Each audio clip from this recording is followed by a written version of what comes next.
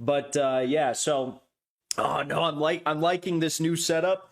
I think it looks pretty damn good. I'm not gonna lie. I'm not gonna lie. I had my fiance, help me set it up, and I know it's not really that big of a deal. It's not that big of a change, but I think it looks pretty good. Okay. So, anyways, gosh, where should we even begin tonight? My Alex Jones. Oh yeah, I do have to address this.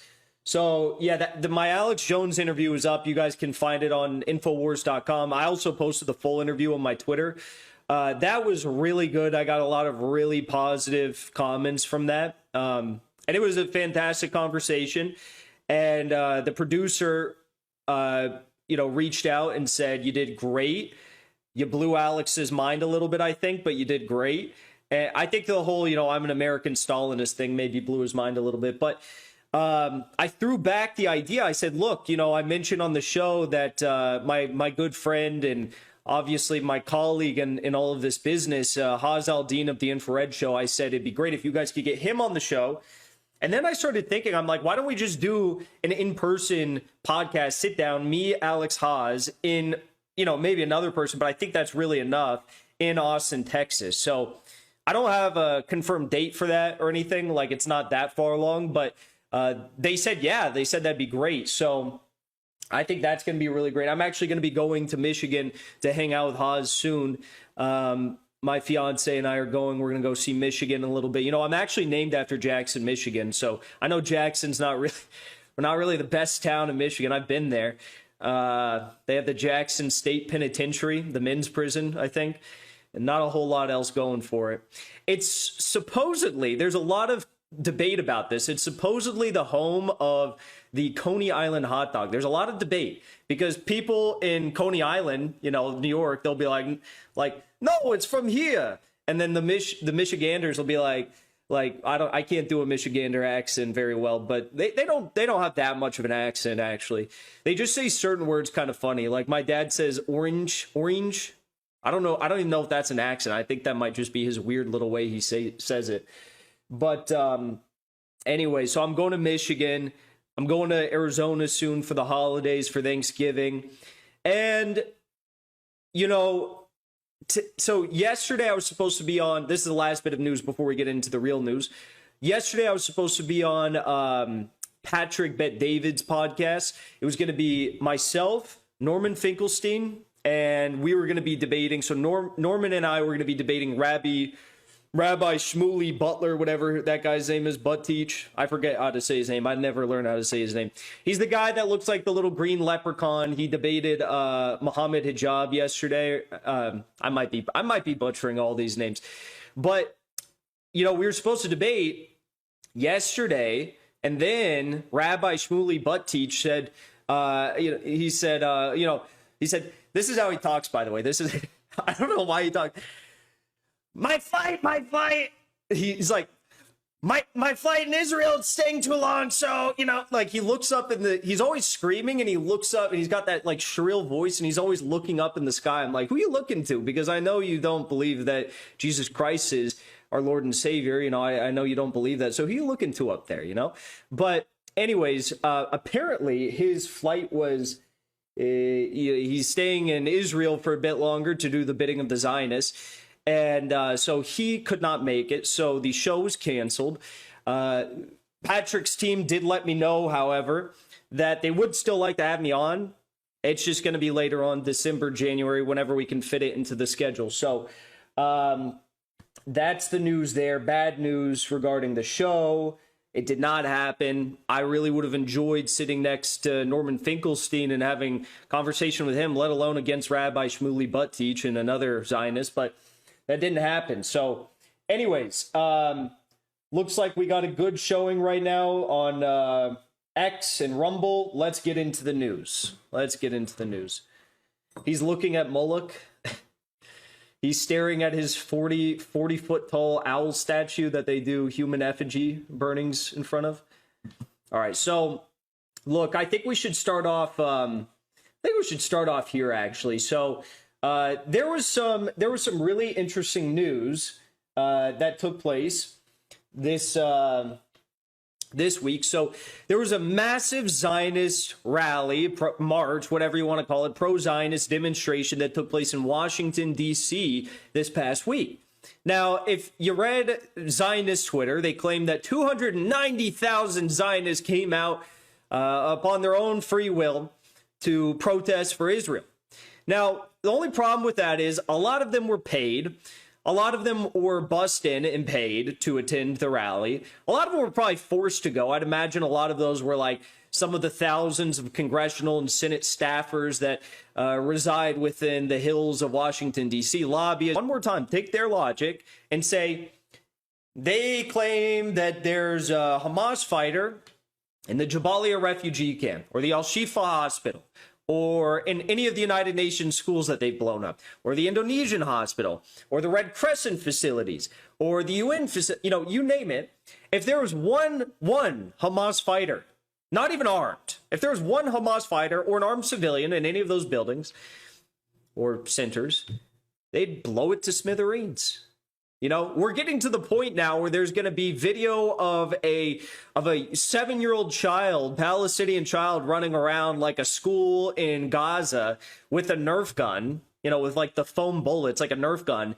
And then they're going to get blown up and Israel's going to come out and they're going to say, well, we thought he was a terrorist because he had the gun and now we see it's a Nerf gun, but you understand it's a legitimate target because it looks like a gun. Like that's where that's literally the level of war criminality, crimes against humanity that we're very quickly approaching now. But again, take their own logic.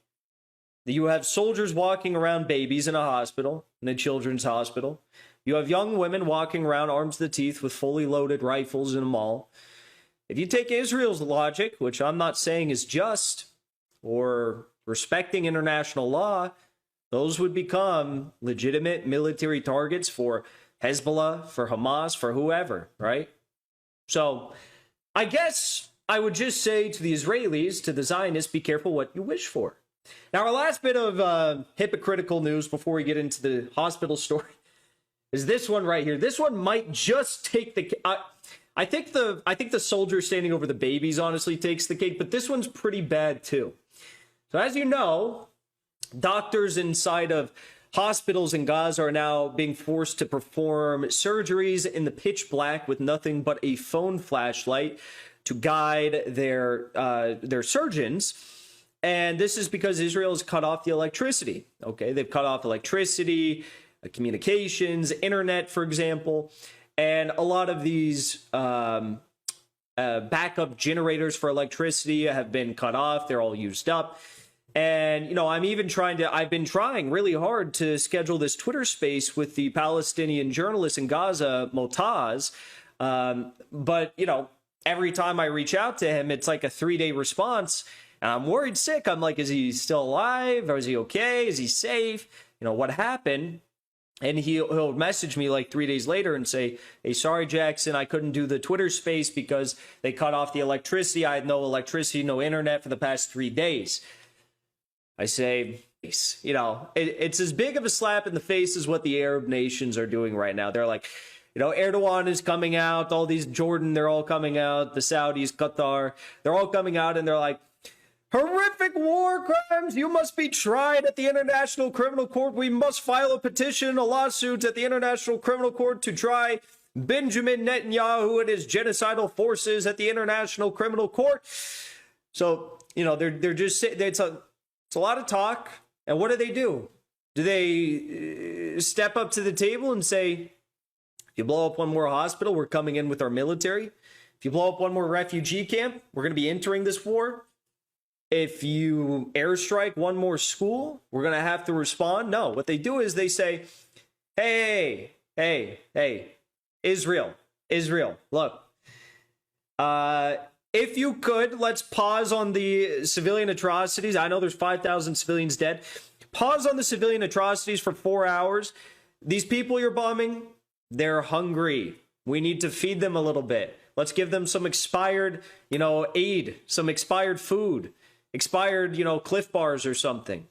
Let's give them some expired food, then go back to your bombing, okay? All right. Sounds good. Thank you. That's all they do. They're like, They're like, okay, they're hungry.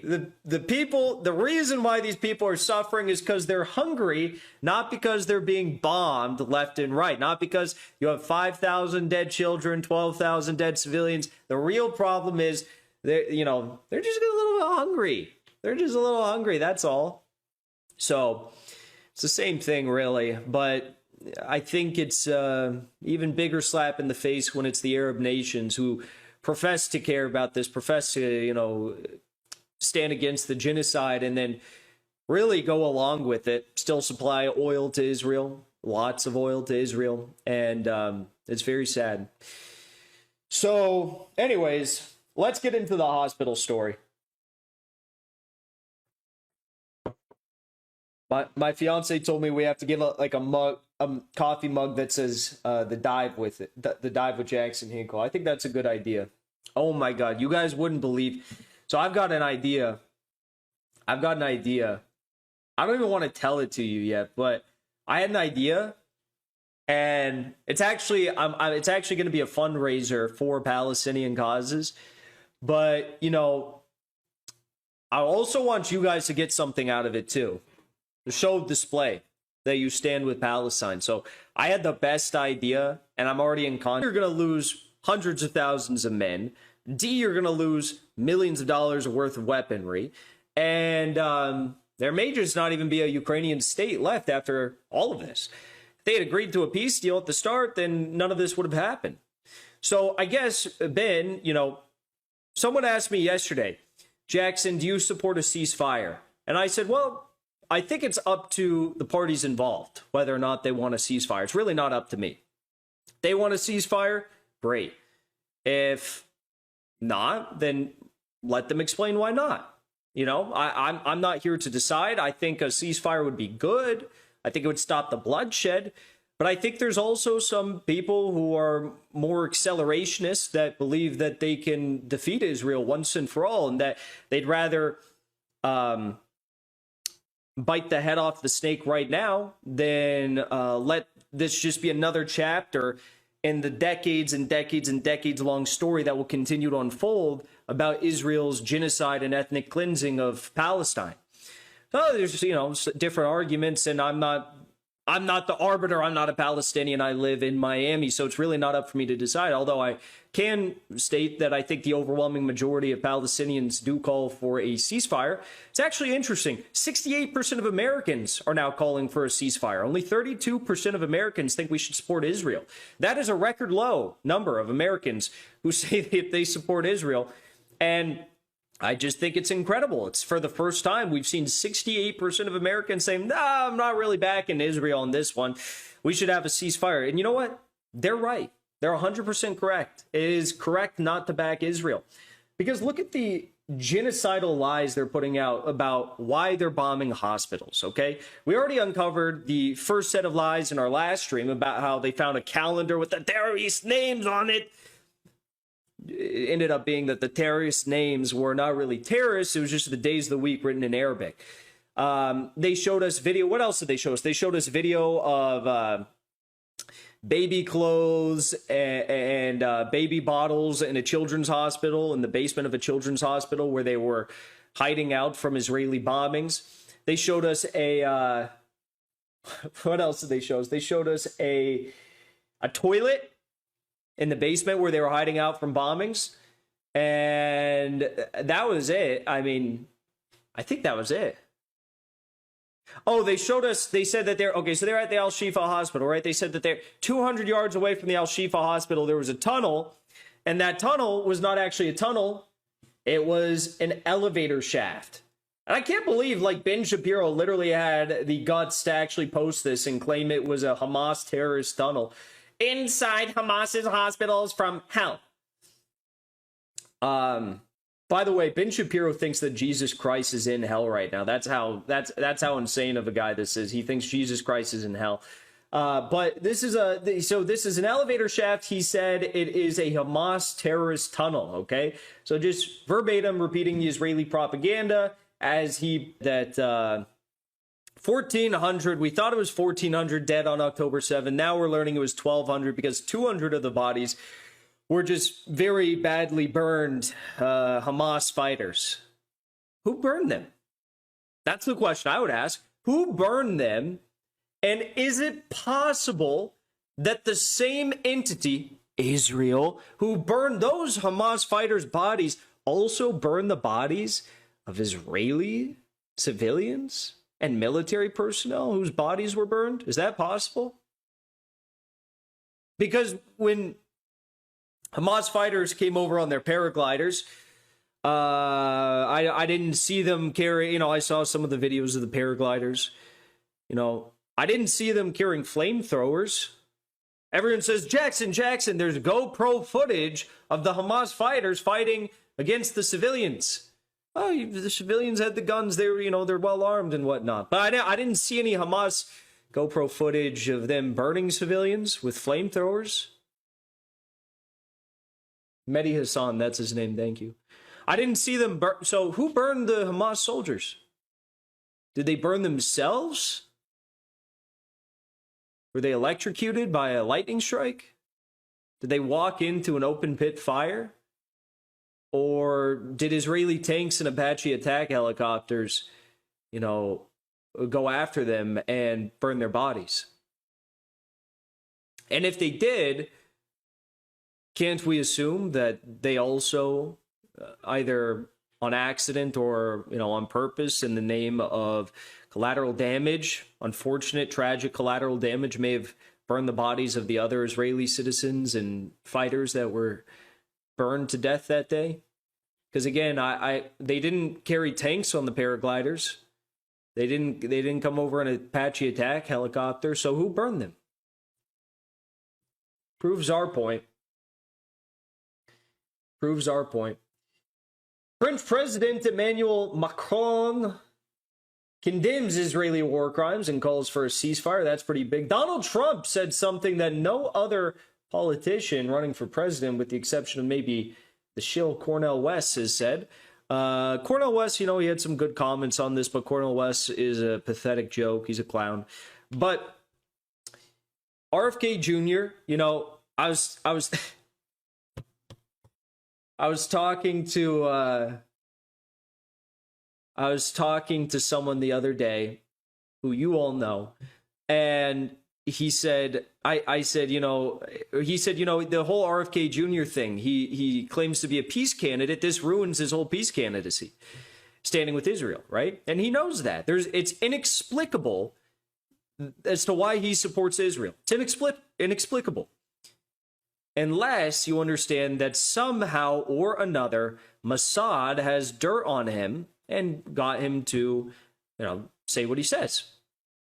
Now, I didn't know this about RFK Jr., but apparently, according to RFK Jr. himself, he's a rabid sex addict. Now, it is what it is. A lot of people have their own problems, and that's fine, and they'll sort it out in their own way, hopefully. But he's a deranged sex addict, okay? Doesn't mean anything nefarious happened, but he is a deranged sex addict. And, he kept this, RFK Jr., he kept this private journal where he recorded all the women that he slept with. And he's also a narcissist. He's got these clear narcissistic tendencies. In the journal, when he wrote about his sex addiction, apparently in this, he would label each sexual encounter he had as getting mugged. He'd say, the woman mugged me, and then I had to have sex with her. That's how he justified it in his brain, because he's a clinical narcissist, if that's a real thing. I'm not a doctor, I don't know, but that's what they say. He'd say, I got mugged, and that's why I had to have sex with her. And he'd villainize the woman and blame the woman, but we all know what was really happening. So he'd write a diary, and then lo and behold, I guess, his ex-wife found the diary at some point. I don't know if there was cheating. I don't know. I just know she found the diary with his previous sex life, deeply detailed in it. And then she very sadly took her own life. And, you know, I think when something as tragic as that happens, you might fall into a breakdown. I know he struggled with drugs as well. I'm not trying to make light of any of this, but I'm just showing you that he clearly is a man with problems, with very serious addictions he had. And he is someone who, in that scenario, I would label as not someone who is necessarily compromised, but is easy to compromise. Okay? I always think of myself as someone who it's like, well, you know, I've been like a public person since I was in high school. So there's nothing anyone could do to me to like try and attack me or smear me. That's why whenever someone tries to smear me, their smears always fall short. The BBC had an hour-long phone call with me. They were trying to smear me to write this hit piece on me. They didn't even publish the article because I posted the phone call. It was so ridiculous. They didn't even post the article. They asked me 100 questions. They didn't even post the article. So Rolling Stone, same thing. They did that. They didn't post the article. The worst smear anyone has of me is they post a fake tweet that I never wrote, and then Twitter corrected them. Community Notes corrected them and said, this is a fake tweet. You can tell by the font. It's a fake tweet. Jackson didn't write this. So I'm very hard to compromise. You know, I've lost all my income sources and I still come back fighting harder than ever before. I'm very hard to compromise. RFK Jr. is very easy to compromise, admittedly, you know. So all of that aside, we also know that RFK Jr. has flown on the Lolita Express on 2 separate occasions, at least, Jeffrey Epstein's private plane. Now, the story I heard is that RFK Jr., yeah, he did fly on Jeffrey Epstein's plane, but this is what he says. You know, Jeffrey Epstein, he kicked me off the plane because, you know, we landed early and I got kicked off the plane because my children were so annoying to him that he kicked us off the plane. I'm like, that's the worst lie I've ever heard. That's a Mossad lie if I've ever heard one. Jeffrey Epstein was irritated by kids, so he kicked your whole family off? When has Jeffrey Epstein ever been irritated by kids or made a concerted effort to separate himself from children? That's your defense. Now look, I'm not saying anything nefarious happened. I don't know. There's been no accusations from what I understand. But how many of you, I can speak for myself. How many of you were loaned a free flight on Jeffrey Epstein's private jet? Probably none of you. There actually is a list of people who were, you know, allowed to fly on Jeffrey Epstein's private plane, and a lot of those people have been outed as, you know, child predators. So I'm not saying anything. I'm just saying it's interesting that RFK Jr. is a peace candidate on so many issues. He calls for peace, but on Israel, he's not. He's got a sex addiction, he had a drug problem. Admittedly, he's very easy to compromise. And he flew on Jeffrey Epstein's plane twice, and his defense is that he got kicked off the plane with his family because his kids irritated Jeffrey Epstein. And I'm like, Jeffrey Epstein separated himself from...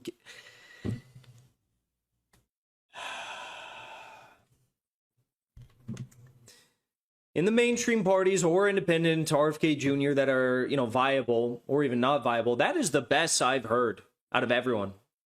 That's the best.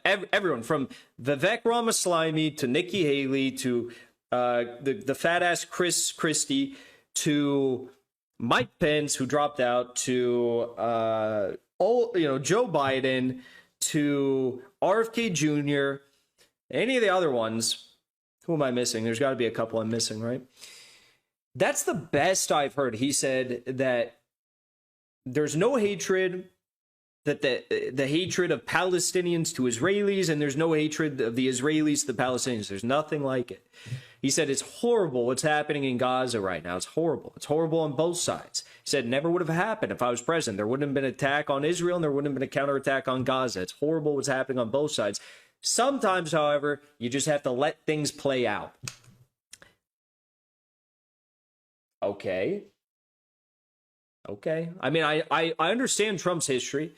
I understand he bombed Qasem Soleimani, worst part of his administration. He did try to get U.S. troops out of Syria, occupying northeast Syria, oil fields with the Kurdish forces. That was good, but he was lied to by James Jeffries, who kept the troops there. You know, the Abraham Accords obviously excluded the Palestinians, so that wasn't good. Normalization talks, but I mean, that's been going on for years.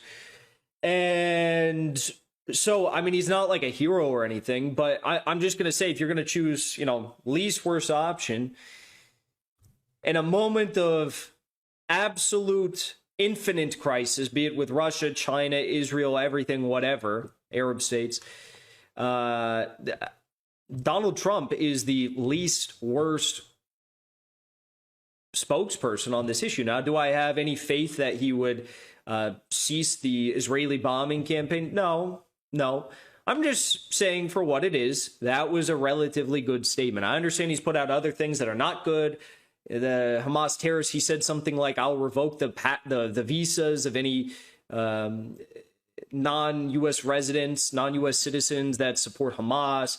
I understand. He said plenty of terrible things as well. But that statement, credit where credit's due, that wasn't really that bad, okay? Now, this statement is far better. This is from a Canadian politician who asked how many Palestinian deaths will be enough for the prime minister to find the moral courage and like that. I'm just saying, I used to cuss a lot in my videos because I was passionate. And that's just how sometimes people talk. Like, if you're just talking to each other, that's just how you talk. Like, if you're talking to your friends, that's how you talk. And we are dealing with issues that are very dire and serious. So I get it. But I'd say lose the cussing, because it's just, there's no reason.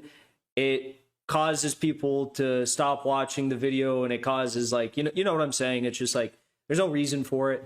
And it just doesn't come off presidential. And I actually like what he said, you know, I agree. So I want, you know, I want him to come off and get the message out there to as many people as possible, come off as like a serious guy. So I'd say lose the cursing. The other thing is, I don't think this guy is good at coalition building.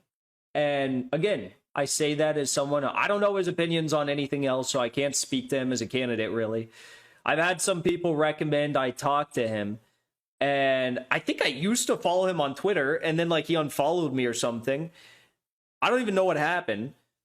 And then I get people sending me stuff that he's, like, bad-mouthing me.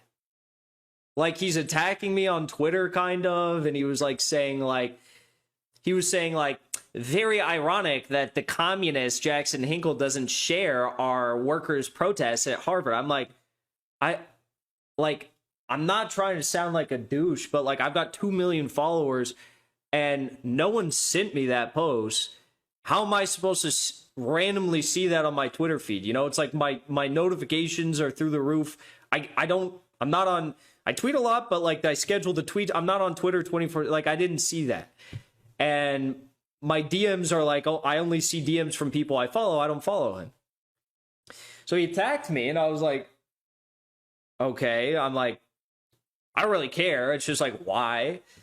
And then he did another live stream the other day where, again, someone sent it to me. Someone I know sent it to me, and they're like, he's attacking you again. And I was like, what is with this? Like, I like what he's saying. Why are you attacking me? I don't even know what he said in the video. I couldn't find it, but so I had few people send it to me, and they're like, yeah, he's talking bad about you. I think he has some misconception about you or something. And I'm like, he thinks I don't like him. And I'm like, I don't know you. I just saw that video of him saying, I don't suck Zionist cock, and I thought it was funny. And I used to follow him because I think he posted, like, COVID or Russia content, and I thought it was good. Well, I don't know. What I think is that if you want to be president, you know, especially with people that are viral and even people that aren't viral, it's like you have to be willing to work with them and be open-minded, give people a second chance. I don't know if I even can call it a second chance with me, because I don't think I did anything wrong. I don't even think I talked to this guy. He's attacking me. But anyways, I'll just say that, I mean, I'm not really too keen on having you on my show right now, but I think you're doing good stuff. I like what you're doing. I just don't know why you're attacking me. I don't know. I've got plenty of followers that like you. I liked your videos, but I thought it was funny. But I don't know why you're attacking me. It's like, you know what I always say? It's what Jimmy Dore always says, actually. Jimmy Dore says, if you're in a union and you're trying to get higher wages for your whole workforce, you get everyone out on the union floor, all the workers in a manufacturing company. The way you get higher salaries for everyone is by using the collective force of every worker to bring the workplace to a halt until you get whatever achieved goal you're pursuing. You don't get every worker on the workplace and then say, okay, who here supports Donald Trump? Raise your hand. Okay, everyone who raised their hand, we don't want you. Who here doesn't support, transgenderism? Raise your hand. Okay, we don't want you. Okay, everyone who's left, we're going to organize the workplace now. It's like, that's not how it works. So I don't know what I did to this guy, but I don't really care. Your campaign's not going anywhere. You make funny videos, but your campaign's not going anywhere, which is sad because you can't control your temper. So anyways, that guy is interesting. Now, even more interesting is this. So my friend Aaron Mate, he's a journalist at the Gray Zone. He's won numerous journalistic awards. He's really, really great. He uncovered all of the OPCW cover-ups surrounding the Duma alleged chemical attack in Syria, and he exposed that they were lying about Assad. He just so happened to sit directly across from Senator Chris Coons on an Amtrak train, and they were in the quiet car of the Amtrak train. So Aaron, in a very hushed tone, asked him some questions about why Senator Chris Coons is not calling for a ceasefire amidst the genocide in Gaza. At this point in time, 4,600 children had already been killed in the genocide. And so this video is hilarious. Aaron actually got kicked off of the Amtrak train. Keep in mind, when you're in the quiet car, you're still allowed to use a hushed voice. Okay, you're still allowed to talk. It's not like you have to be silent. You can use a hushed voice. And the senator kicked him off of the Amtrak car. So let's take a listen. Senator, I'm sorry to put you on the spot, but when I call for a ceasefire in Gaza, I'm a journalist, my name's Aaron Mate. When I call for a ceasefire in Gaza, you have 4,600 children killed. 46. I know it's a quiet car, and I apologize for abuse, but I understand, but children are dying. Children are dying, sir. More than 40. When I call for a ceasefire, they're being killed with our weapons. U.S. weapons are killing kids in Gaza. Who are you? My name is Aaron Mate. I'm a journalist. Nice to meet you, Aaron. Likewise. Please stop talking to me. I'm sorry, sir. It's of dire importance. More than 11,000 civilians, as we're talking, being killed. I'm a journalist for the Gray Zone. What's the Gray Zone? It's a. And what's your social security number, Aaron? U.S.-based news website. Good for you. Thank you. And right now, with our support, kids are being killed. I'm sorry. With our weapons, I'm asking you to explain when I call for a ceasefire. You're bothering me and everyone else around us. Kids in Gaza are being massacred. I'm asking you. Aaron, you're bothering everyone around us as you're asking about the 10,000 people that were just slaughtered in Gaza. Please explain when I call for a ceasefire. Stop. Sir, could I please have some help here? Kids are being killed with our. Like, what I don't understand is, if he really didn't want to talk, why didn't you just, get up and walk away, He had to come and have the Amtrak assistant help him? What a pussy. Weapons. Stop. I'm asking you to stop. Why not stop? This is why not not call for the stopping place for you to interview me. You're bothering everybody else around us. It's a crisis right now. How did you get this seat? I bought this seat. How did you get this seat? I bought this seat. No. Get the peasant away from me. I understand he bought the seat, but get the peasant away from me. He's bothering me while I'm trying to do work. And our government is paying for weapons that are murdering children in Gaza. I'm asking when I call for a ceasefire. Aaron. Can you explain that? Please stop. Can I ask you to explain when I call for a ceasefire? You've already asked me 5 times. I'm not going to call for a ceasefire. I strongly support humanitarian causes. I've urged the Israeli government to target their campaign against Hamas. But you need Do you think to the campaign is targeting against Hamas when Aaron, civilians are being massacred, when babies and incubators are dying because the fuel is being cut off? I'm going to have you thrown off this train. Please stop Please stop, or else I'm going to have you pulled off this train. doing this. Which he did. I have to ask these questions. Me 10 times. I know, and you're getting as professional, measured, and appropriate an answer out of me as you can. This is not professional journalism. Please get up and leave now. That's not a response. I don't think it's humane to be massacring kids. That's the problem here. That's I great. realize I'm not I don't being think it's professional. humane to be massacring kids either. Okay, then And why I are we think when supporting it? Hamas massacred 1,400 Israeli civilians, 1,200, the whole world should half of whom were military. unite in opposition to terrorism. First of all, the number is 1,200. It wasn't Are entirely we going to civilians, but quibble over regardless. how many civilians were Well, massacred by Hamas? it's important to be precise. It's important, It is important to be precise. But yes, civilians were massacred. I'm a senator. Does that give us This the right is to a kill? quiet I'm a senator. You're a pleb. Get off this train. car. You're breaking the basic rules of how we operate on Amtrak. Okay, and the question Please is, stop. and I believe we're breaking international law Okay. by supporting Thanks for massacres your of opinion. civilians. Thanks for your opinion, Aaron. I'm going to get you off this train and deport you to Gaza, and I'm going to send a special JDAM your way, Aaron. Yes. You've had a lot of my time. Please move on.